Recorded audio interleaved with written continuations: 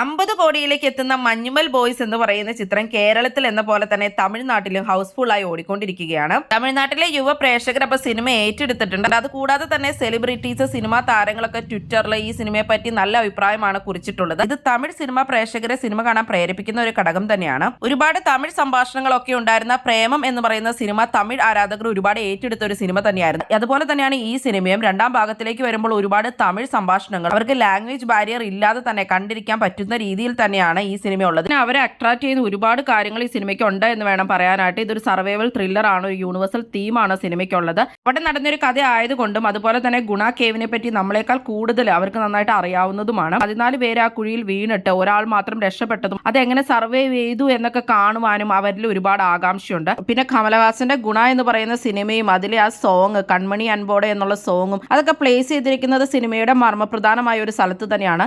അതൊക്കെ വളരെയധികം goose pumps നമുക്ക് എന്ന പോലെ തന്നെ തമിഴ് ആരാധകർക്കും ഉണ്ടാക്കുന്നുണ്ട്.